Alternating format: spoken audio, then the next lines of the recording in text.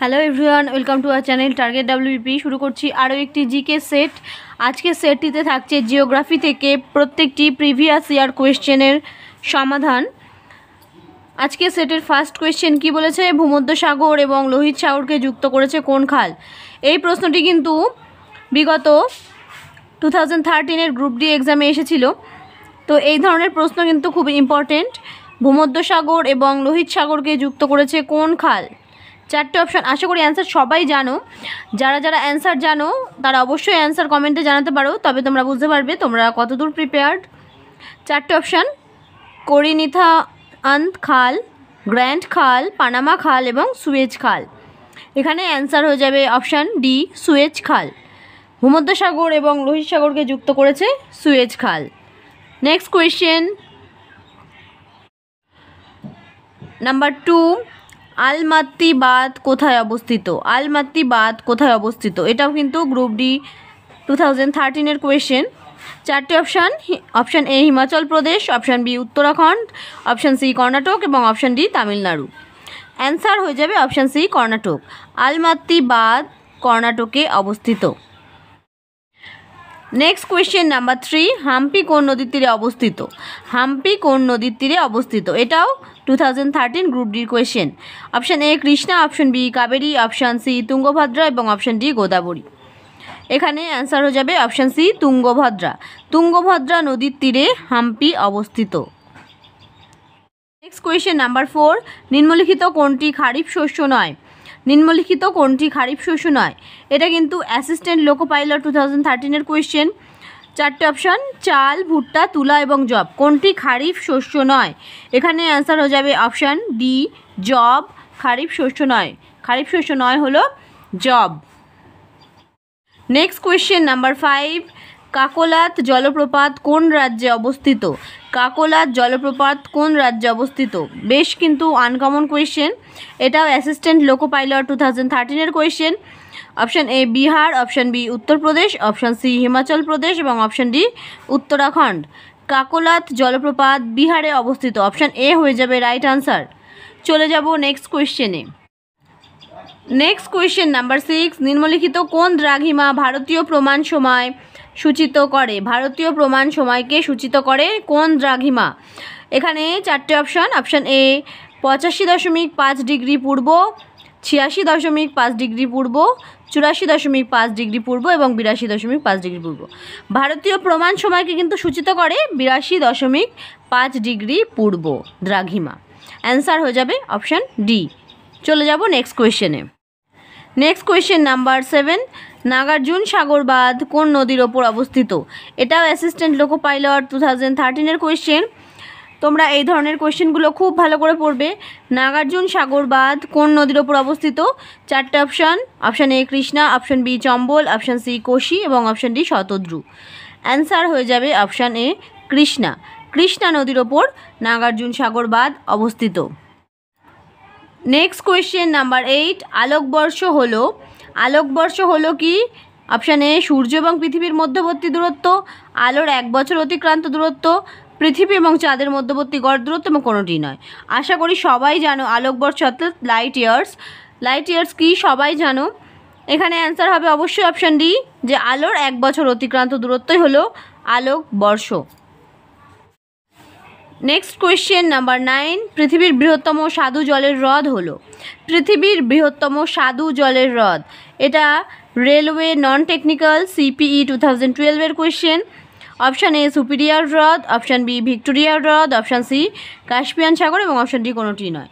বৃহত্তম স্বাদু জলের হ্রদ হলো সুপিরিয়র হ্রদ। অপশান এ হয়ে যাবে right answer. Next question number 10, নিম্নলিখিত কোনটি পৃথিবীর প্রাচীনতম এবং গভীরতম স্বাদু জলের হ্রদ? এবার কিন্তু বলেছে কি পৃথিবীর প্রাচীনতম এবং গভীরতম। আগের কোয়েশ্চেনে কি পৃথিবীর বৃহত্তম, এবারে কিন্তু বৃহত্তম বলেনি। খুব ভালো করে কোয়েশ্চেনগুলো খেয়াল করবে। বলেছে পৃথিবীর প্রাচীনতম এবং গভীরতম। এটা রেলওয়ে নন টেকনিক্যাল সিপিই 2012-এর কোয়েশ্চেন। চারটে অপশান, টিটিকাকা হ্রদ, বৈকাল হ্রদ, চিল্কা হ্রদ এবং সুপিরিয়র হ্রদ। এখানে কিন্তু অবশ্যই তোমরা ভুল করে কখনোই অপশান ডি সুপিরিয়র করে আসবে না, কারণ ওটা হচ্ছে বৃহত্তম, কিন্তু এটা কি বলেছে প্রাচীনতম এবং গভীরতম। অ্যান্সার হয়ে যাবে অপশান বি বৈকাল হ্রদ। অপশান বি বৈকাল হ্রদ হলো প্রাচীনতম এবং গভীরতম স্বাদু জলের হ্রদ। নেক্সট কোয়েশ্চেন নাম্বার 11, উপকেন্দ্র এর সঙ্গে জড়িত। উপকেন্দ্র এর সঙ্গে জড়িত। অপশান এ ভূমিকম্প, অপশান বি ভঙ্গিলতা, অপশান সি পৃথিবীর অন্তর্ভাগ এবং অপশান ডি চ্যুতি। অ্যান্সার হয়ে যাবে অপশান এ ভূমিকম্প। উপকেন্দ্রের সঙ্গে জড়িত ভূমিকম্প। এটাও কিন্তু 2012-এর কোয়েশ্চেন ছিল রেলওয়ে নন টেকনিক্যালের। চলে যাব নেক্সট কোয়েশ্চেনে।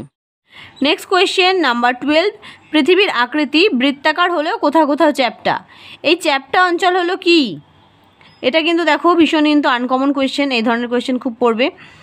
এটা প্রত্যেকটি প্রিভিয়াস ইয়ার কোয়েশ্চেন কিন্তু দিচ্ছি আজকে। তো কি বলেছে, বৃত্তাকার হলে কোথাও কোথাও চ্যাপ্টা। এই চ্যাপ্টা অঞ্চল আসলে কি? অপশান এ বিষুব অঞ্চল, অপশান বি ক্রান্তীয় অঞ্চল, অপশান সি 66 ডিগ্রি উত্তর বা দক্ষিণ অঞ্চল এবং অপশান ডি মেরু অঞ্চল।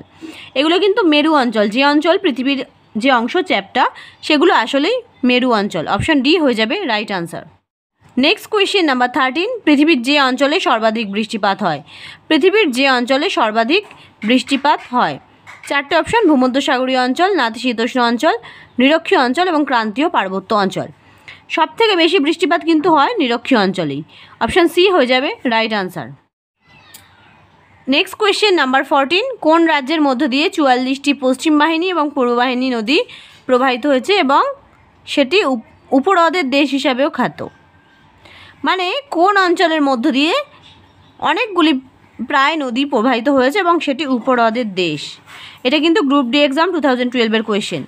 4টে option, option A Karnataka, option B Haryana, option C Arunachal Pradesh এবং অপশান ডি কেরল। এখানে অ্যান্সার হয়ে যাবে অপশান ডি কেরল। কেরলের মধ্য দিয়ে 44টি পশ্চিম বাহিনী এবং পূর্ব বাহিনী নদী প্রবাহিত হয়েছে এবং এই কেরল অঞ্চলটি উপহ্রদের দেশ হিসাবেও কিন্তু খ্যাত। নেক্সট কোয়েশ্চেন নাম্বার 15, আন্নামালাই বন্যপ্রাণী অভয়ারণ্য কোথায় অবস্থিত। আন্নামালাই বন্যপ্রাণী অভয়ারণ্য কোথায় অবস্থিত। এটাও গ্রুপ ডি 2012-এর question. Option A Tamil Nadu, option B Madhya Pradesh, option C Karnataka এবং অপশান ডি অন্ধ্রপ্রদেশ। অ্যান্সার হয়ে যাবে অপশান এ তামিলনাড়ু। আন্নামালাই বন্যপ্রাণী অভয়ারণ্য তামিলনাড়ুতে অবস্থিত। নেক্সট কোয়েশ্চেন নাম্বার 16, কোন নদীর তীরে নিউ ইয়র্ক অবস্থিত। কোন নদীর তীরে নিউ ইয়র্ক অবস্থিত। 4টে অপশান, কলোরাডো, হাডসন, মিসিসিপি এবং আমাজন। অ্যান্সার হয়ে যাবে অপশান বি হাডসন। হাডসন নদীর তীরে নিউ ইয়র্ক সিটি অবস্থিত। নেক্সট কোয়েশ্চেন নাম্বার 17, এন্নোর বন্দর কোথায় অবস্থিত। এন্নোর বন্দর কোথায় অবস্থিত। এটাও কিন্তু গ্রুপ ডি এক্সাম 2012-এর কোয়েশ্চেন।